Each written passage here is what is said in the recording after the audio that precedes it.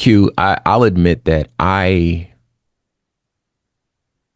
haven't really been tuned in to all of the back and forth surrounding Jillian Michaels' comments on CNN. I don't know if you have yourself, have you? I've seen the video. I don't know what it would mean to be all the way tuned in. I mean, it's Jillian Michaels. She's a reality TV lady. Like I Okay. don't, I've Well, I'm heard I'm I'm I've heard thinking the like that. ignorance that she spewed on television, but it's not like she's a television regular or an intellectual or a news anchor or a person that we would typically go to for stuff like Yeah, this. she's not Like, like a scholar or anything. I yeah, get what you mean. I No, wonder what Ja Rule has to say about this. Like, somebody get Ja Rule. yeah, I don't Uh, wonder what uh, Ja we know would like to say about where slavery. is Ja? That's funny. I'm thinking about more like the kind of the back and forth because people have taken her comments and really dissected it, and people have had a lot to say about it on both sides. From what I understand, I haven't been really paying too much attention to it, but I do know that the chatter exists, that people are taking what she said and then running with it to try to suggest that. And for those that are not familiar, she said, I believe it was on CNN at a roundtable, that less than 2% of people own slaves in the United States. And her point in making that statement was to try to suggest that 98% of the people in this country disagreed with slavery, something like that. Um, and or just to try to reframe slavery so that there's a lot of I guess way of manipulating data that takes place across all politics, but we found it particularly pronounced on the right, where any way that people can try to remove the responsibility of the predicament of any marginalized people from the conservative movement and put that responsibility squarely in the laps of those marginalized folks. Like this is your own fault that the world hates you and that everything bad happens to you. That they'll do it. They'll kind of play with the numbers, and this is one such example, right?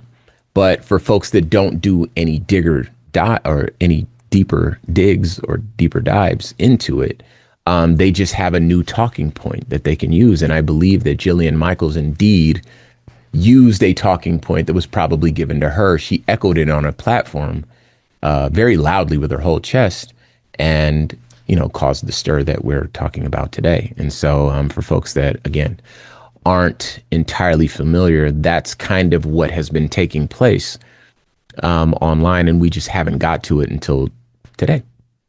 And so what ended up coming, I guess, across our table was one creator's response to it. He's more than a creator. He's an Emmy-winning filmmaker. He's an author. He's a podcaster. He's a creator. And indeed, he's the son of civil rights icon Joan Trumpor Mulholland. His name is Loki Mulholland, and he has a fantastic response. So let me share that with you now.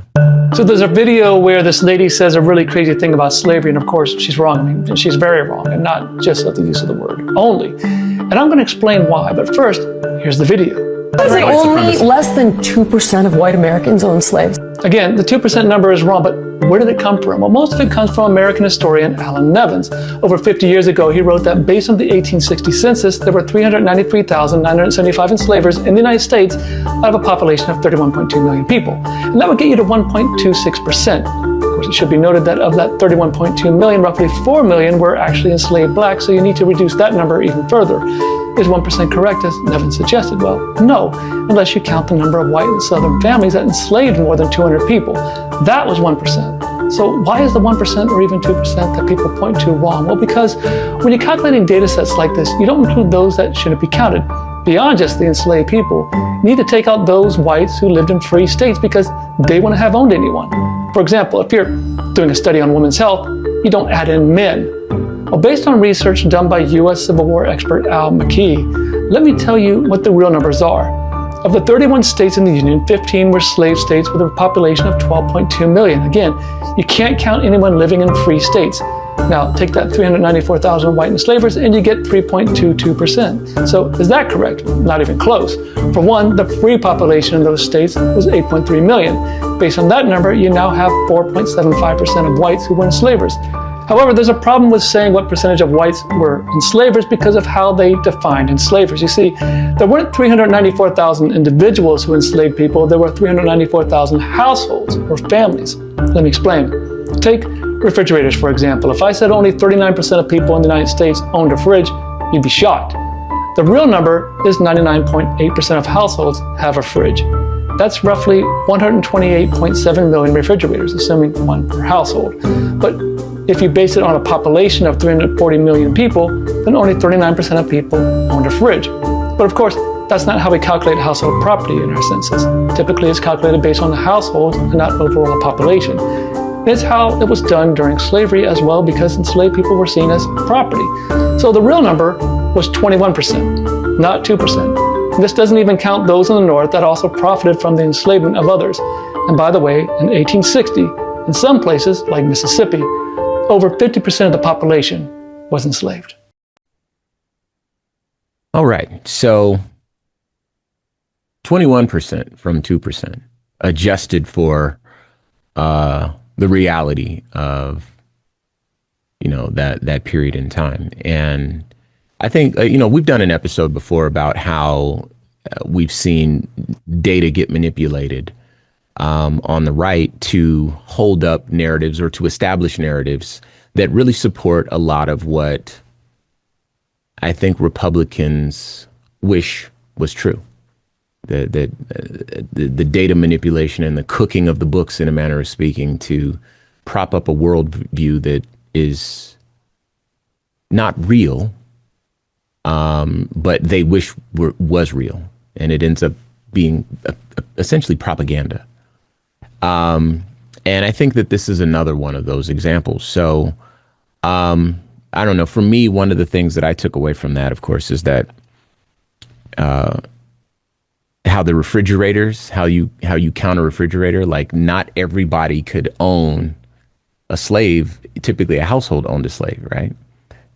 So when you adjust for households, then you get a lot closer to the actual number of people that owned slaves, and it's not 2% or less than 2%. The other part, of course, is that how they were talking about how they included the population of the North in there where it was not possible to own slaves in the North. So just a couple of takeaways I got. How about you? Well, there's an intentional lack of comprehensive thinking, right? The confirmation bias from that stat made her feel good and less guilty. She knows a lot of white people would love to have that guilt lifted off of them. So she rushes to share some data that she probably got from a TikTok or, because that's how people get information now. There's no scholastic research. There's no follow-up. There's no critical thinking. There's just, there's something that supports how I feel or how I want to feel. So let me go share that with as many people as I can in this gotcha moment. Because that's what they're trying to get, right? Everything goes back to owning the libs. So I'm going to get this 2% off and have my gotcha moment, not realizing she's going to make herself look like an idiot. And then because people seem incapable of doing so, she couldn't come back and say my bad when she got caught out on it. She had to double down because no one can say my bad these days. No one's ever wrong. No one makes a mistake. And if they hurt your feelings, that's just too bad. Stop being a soft left-wing snowflake or whatever they say. So, of course, the actual data was going to show us that wasn't correct. Yeah. You didn't have to be alive back then to know that. And anybody who heard that should have pumped the brakes.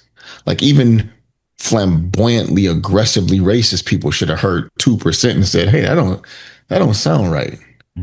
Because once upon a time, they were our property. And we thought that was a good thing. We thought that was the right thing. That's what all decent people did. So this doesn't surprise me at all. Yeah. The thing is also slaves were pretty expensive. So not everybody could afford them, but those that could bought slaves. It seems like what was happening. So anyway.